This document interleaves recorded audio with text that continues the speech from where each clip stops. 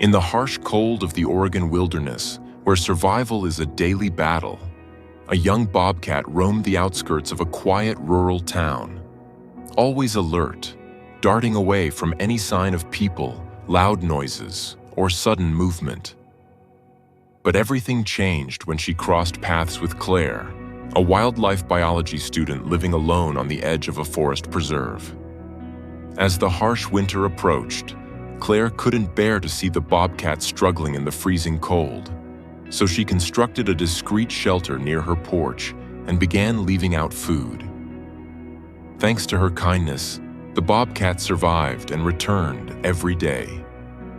Gradually, a fragile bond began to form. Then, one cold evening, the bobcat made a surprising decision. It sneaked into her home. And from that moment, it became clear. The bobcat had chosen Claire as her human. Before we start, hit the like button and make sure to subscribe if you haven't, and hit that notification bell so that you won't miss any new stories. The biting winds of late autumn swept through the skeletal branches of the Oregon woods, carrying the first stinging promise of snow. Deep within the rustling undergrowth, a young bobcat, barely more than a kit herself, shivered. Her fur, a beautiful tapestry of tawny browns and spotted creams, offered little protection against the encroaching chill. She was alone, a ghost in the wilderness, her instincts screaming caution at every snapped twig, every distant human sound. Her early life had been a harsh tutorial in survival, her mother lost to an unknown fate, leaving her to navigate the perilous world with an innate wariness that bordered on terror. She'd seen the steel glint of traps, heard the roar of engines, smelled the unsettling scent of humans. All were filed away in her sharp mind as signals for immediate retreat. Claire Ashton, a wildlife biology graduate student in her mid-20s, lived on the very edge of this sprawling forest preserve. Her small, rented cabin was a cozy, if somewhat isolated haven, its warm yellow light a beacon against the encroaching gloom of the shortening days. Claire had chosen this solitude deliberately. It offered unparalleled access for her field research on nocturnal mammals and a quiet space to pore over dense textbooks and write her thesis. Her heart, however, held a space for the wild creatures she studied that went beyond academic curiosity. It was a deep, almost reverent empathy. It was during one of her late afternoon walks, meticulously recording animal tracks along a deer trail, that Claire first saw her. A fleeting glimpse of spotted fur disappearing into a thicket of salal, a bobcat, and a young one, judging by its size. Over the next few weeks, the sightings became slightly more frequent, though always distant, always brief. The creature was painfully thin, her movements carrying a desperate edge. Claire's professional training warred with her compassion. The prime directive was non-interference. Yet, as the temperatures plummeted and the first flurries of snow dusted the forest floor, the image of the struggling bobcat haunted her. "Just a little help," she murmured to herself one frosty morning, pulling on her heaviest boots. "To get through the worst of it." Near the sheltered alcove beneath her back porch, screened by overgrown rhododendrons, Claire constructed a discreet den. She used fallen branches, dried ferns, and lined it with an old, scent-neutral blanket she'd sacrificed for the cause. It was set back enough not to be obvious, offering a windbreak and a dry spot. That evening, she left a small offering of raw, unprocessed chicken, a safe distance from the shelter but within its potential territory. For days, the food remained untouched, or was perhaps taken by raccoons or opossums overnight. Claire never tried to watch. She simply replenished it before dawn and checked from her kitchen window, her heart sinking a little each time. Then, one morning, the chicken was gone, and in the light dusting of new snow, she saw them. Delicate, round paw prints, unmistakably feline, leading towards the shelter and then away. A cautious elation filled Clare. She continued her routine, never varying it, never trying to get closer. She would sometimes sit on her porch in the afternoons, reading, speaking softly to the wind, hoping her calm presence would register. Weeks passed. The bobcat, which Clare had silently begun to call sage for the wild, resilient herb, grew bolder, or perhaps just more desperate. Clare would catch glimpses of her now, a pair of luminous golden eyes watching from the tree line as she placed the food down, before melting back into the shadows. Sage never approached while Clare was present, but she would emerge sooner after Clare retreated indoors. The winter deepened, blanketing the landscape in a thick, muffling layer of white. The forest became a silent, frozen world. For Sage, it was a brutal classroom. Traditional prey like rabbits and squirrels were harder to find, their tracks quickly obscured by fresh snowfall. The warmth of the makeshift shelter and the reliable source of food became her lifeline. Clare, meanwhile, found herself increasingly preoccupied with the spectral creature. She'd read every paper she could find on bobcat behavior, on their social structures, their adaptability. She knew they were solitary, elusive, and fiercely independent. The idea of one seeking out human proximity was almost unheard of, barring severe injury or extreme starvation. Sage was thin, yes, but she moved with a lithe grace that suggested she wasn't critically debilitated. It was the cold, Clare suspected, and perhaps a loneliness that mirrored her own, though she chided herself for such anthropomorphism. One particularly frigid afternoon, with a blizzard predicted to roll in by nightfall, Clare placed Sage's food a little closer to the porch steps than usual. She then retreated inside, not to her usual spot in the kitchen, but to the living room armchair, which offered a slightly obscured view of the porch through the glass of the patio door. She picked up a book, pretending to read, her senses hyper-alert. An hour crept by. The wind howled, rattling the window panes. Snow began to fall in thick, determined flakes. Just as Clare was about to give up, a shadow detached itself from the deeper gloom of the rhododendrons. Sage. She moved with infinite caution, her body low to the ground, ears swiveling, testing the air. Her gaze flickered toward the window, and for a heart-stopping moment, Clare was sure their eyes met. She held her breath, remaining perfectly still. Sage's attention returned to the food. She ate quickly, but her eyes kept darting toward the cabin, towards the warmth that must have been seeping out, carrying faint, intriguing scents of wood smoke and cooked food. When she finished, instead of retreating immediately to the forest or her shelter, she hesitated. She looked at the porch steps, then at the door. The wind whipped a curtain of snow around her, and she flinched. Slowly, deliberately, Sage placed one paw on the lowest step, then another. Clare's heart hammered against her ribs. This was new. Sage had never come onto the porch itself. The bobcat ascended the few steps, her movements fluid and silent despite her obvious tension. She reached the welcome mat, a small, frozen creature against the vast, stormy backdrop. She sniffed at the base of the door, then looked again towards the window, as if trying to peer through the reflection and the falling snow. Clare didn't move, didn't breathe.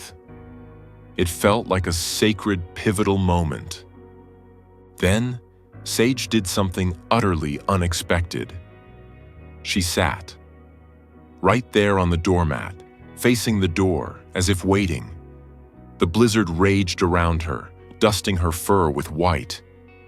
It was a picture of such profound vulnerability and, Clare dared to think, trust, that it brought tears to her eyes.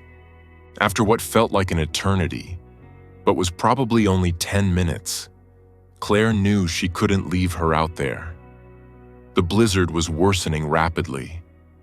With movements so slow they were almost glacial, she rose from her chair. Sage's ears twitched, her head snapping up, instantly alert. Clare stopped. She spoke, her voice barely a whisper, softer than the wind. "It's okay, Sage. It's so cold out there."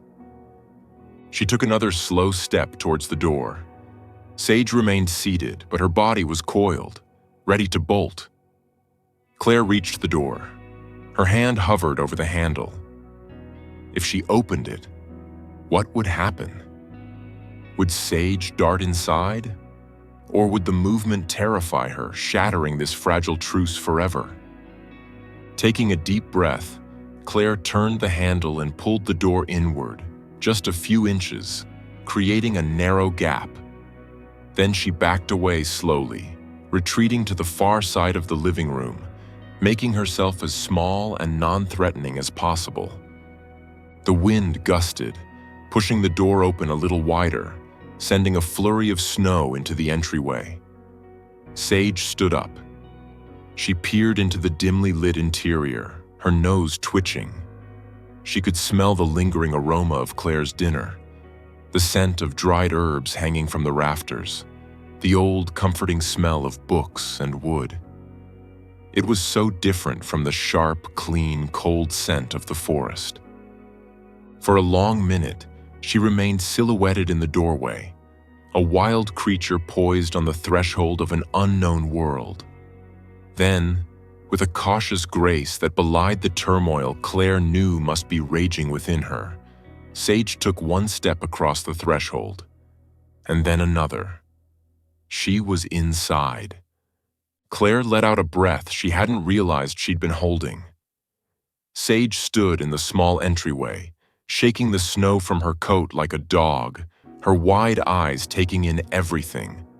The unfamiliar shapes of furniture, the flickering light from the fireplace Clare had lit earlier, the strange, tall figure of the human watching her.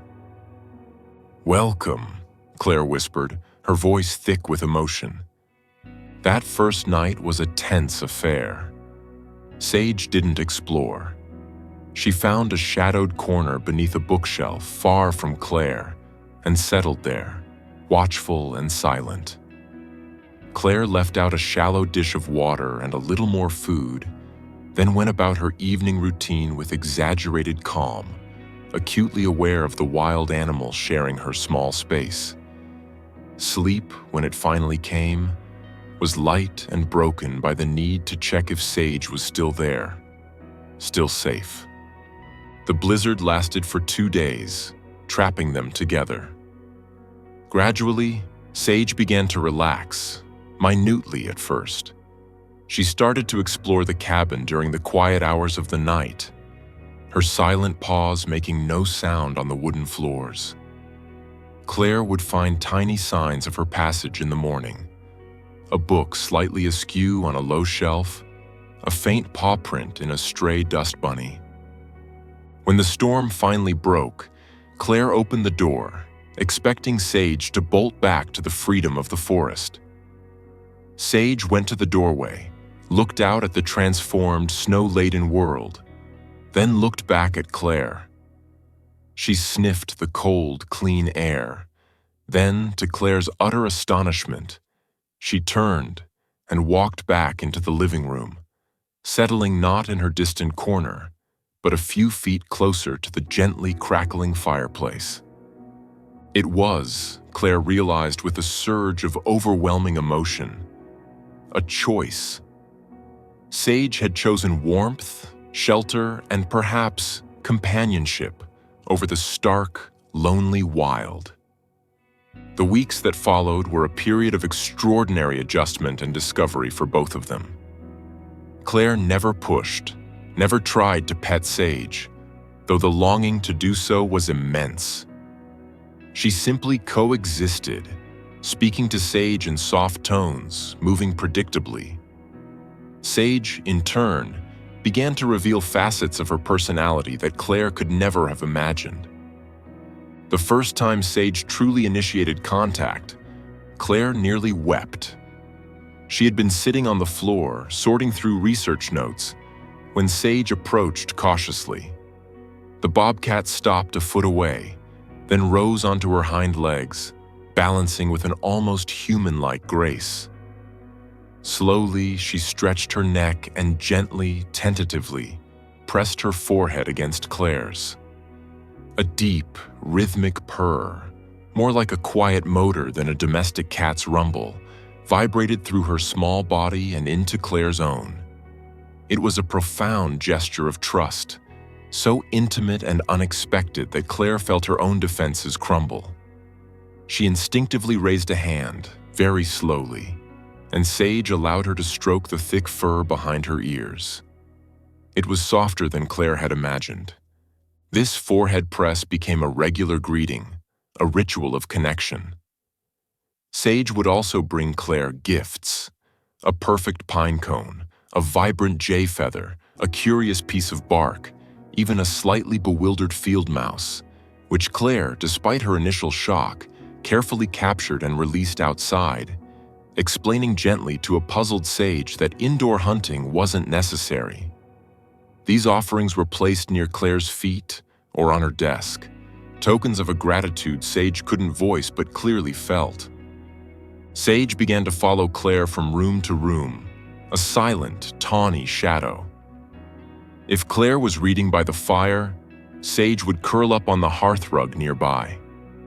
If Clare was working at her desk, Sage would often settle under it, her occasional contented sighs a comforting presence.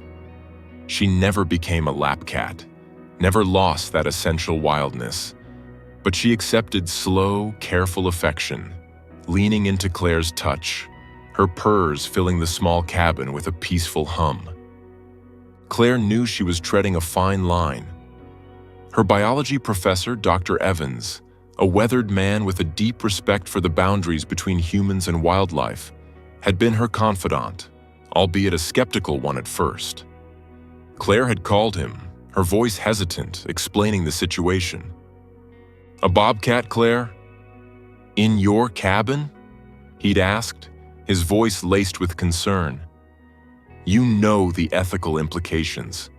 It's not a pet." "I know, Doctor." "Evans, I really do," Clare had insisted. "I didn't plan this. I just couldn't let her freeze or starve. And now, she seems to have chosen this. She comes and goes from the porch shelter as she pleases, but she spends most of her nights inside now, especially when it's bitter. I don't confine her. The door is often ajar for her if I'm home and the weather isn't too bad." She described Sage's behaviors, the forehead press, the gifts. Dr. Evans had listened patiently. "It's highly unusual, Clare. Unprecedented in my experience with healthy, wild-born bobcats. Document everything, every detail. This could be significant, but be careful. For your sake and for hers." Clare took his advice to heart, filling notebooks with observations. She learned Sage's subtle language, the flick of an ear that signaled curiosity, the slow blink that meant contentment, the low growl if a sudden noise startled her. Sage, in turn, seemed to learn Clare's routines, anticipating when she would wake, when she would prepare food. Sage still preferred her raw meat, though she'd developed a curious fascination for the smell of brewing coffee, and when Clare would settle down for the evening. One afternoon, a local hiker, Mr. Henderson, a retiree who occasionally passed by the far edge of Clare's property, caught a glimpse of Sage sunning herself on the porch railing through his binoculars. Concerned, he'd called the local Fish and Wildlife Department. The arrival of Officer Miller's green truck sent a jolt of anxiety through Clare. She'd met Officer Miller before. He was a reasonable man, but duty was duty. "Afternoon, Claire," he said, his expression neutral. "Got a call about a bobcat getting a little too comfortable around your place. Said it looked like it might even be going inside." Claire's heart sank. "Officer Miller, it's complicated." She invited him in, and as if on cue, Sage emerged from her nap spot under the bookshelf, stretched languidly, and then, seeing a stranger, tensed, emitting a low, warning hiss. She didn't flee, but stood her ground, looking to Claire. Claire spoke softly to Sage, then turned to the officer. "Her name is Sage. She was starving, freezing. I put out a shelter and some food last fall.